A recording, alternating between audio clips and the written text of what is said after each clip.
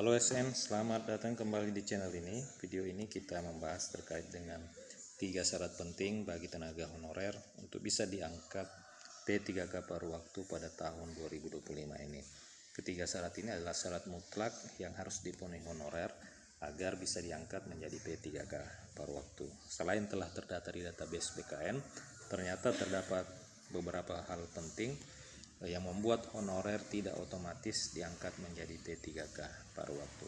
Untuk itu, silakan diikuti sampai habis video ini agar rekan-rekan sekalian bisa menerima informasi secara utuh dan menyeluruh.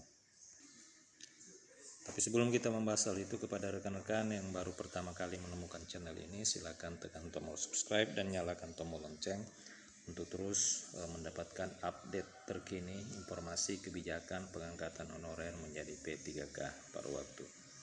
Rekan-rekan sekalian, pegawai pemerintah dengan perjanjian kerja paruh waktu atau P3K paruh waktu menjadi harapan baru bagi ribuan tenaga honorer di seluruh Indonesia yang ingin masuk ke dalam sistem aparatur sipil negara atau ingin diangkat menjadi aparatur sipil negara. Setelah mengikuti seleksi pengangkatan P3K penuh waktu dan seleksi CPNS namun tidak berhasil lulus atau mendapatkan formasi, kebijakan P3K paruh waktu ini setidaknya menjadi harapan bagi rekan-rekan agar bisa merasakan status sebagai aparatur sipil negara. Apalagi pada tahun 2024 ini merupakan tahun terakhir pemerintah melaksanakan afirmasi kebijakan pengangkatan honorer menjadi P3K. Meskipun demikian, namun perlu dicatat bahwa tidak semua honorer ternyata bisa langsung diangkat menjadi P3K paruh waktu. Terdapat 3 syarat utama yang harus dipenuhi oleh honorer agar bisa diangkat menjadi P3K paruh waktu. Pemerintah Indonesia sendiri melalui Kementerian Pendayagunaan Aparatur Negara secara resmi telah mengeluarkan regulasi atau kebijakan terbaru mengenai pengangkatan P3K paruh waktu 2024. Kebijakan ini menjadi bagian dari reformasi sistem kepegawaian nasional yang bertujuan menghadirkan tenaga kerja pemerintahan yang lebih fleksibel, lebih efisien dan sesuai dengan kebutuhan instansi. Meski membuka peluang baru, namun ternyata tidak semua tenaga honorer itu bisa langsung diangkat menjadi P3K paruh waktu. Kebijakan pengangkatan menjadi P3K paruh waktu ini sangat selektif dan memiliki sejumlah syarat administratif dan teknis yang wajib dipenuhi. Nah, 3 syarat yang utama adalah yang pertama adalah telah terdata di database BKN.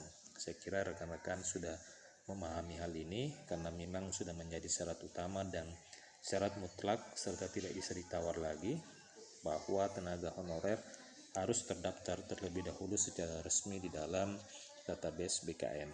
Honorer yang tidak tercantum di dalam sistem database nasional ini otomatis dianggap tidak memenuhi syarat untuk mengikuti proses pengangkatan menjadi P3K paruh waktu.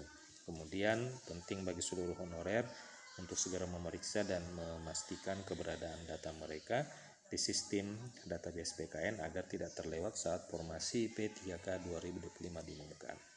Syarat yang kedua adalah pernah mengikuti seleksi CPNS dan P3K tahun 2024.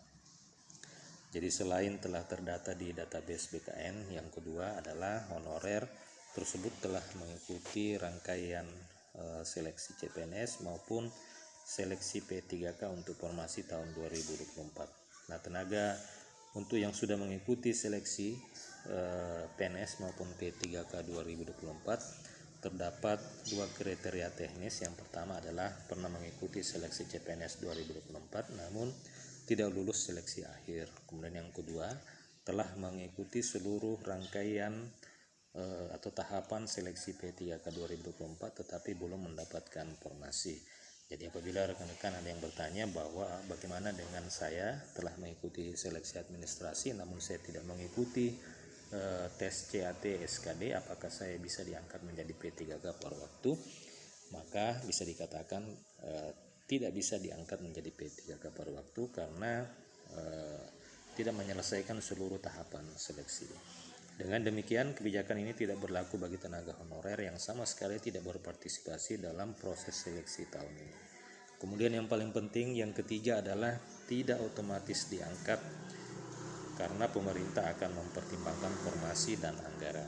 Meskipun telah terdata di database BKN, namun atau sudah mengikuti seleksi P3K dan PNS, tetap tidak akan otomatis diangkat menjadi P3K per waktu. Karena apa? Karena pemerintah akan mempertimbangkan formasi dan ketersediaan anggaran yang ada.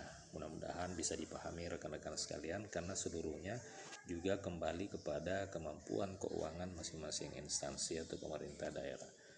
Demikian info kali ini. Jika ada pertanyaan dan tanggapan, silakan tuliskan di kolom komentar video ini. Terima kasih, sampai jumpa di video berikutnya.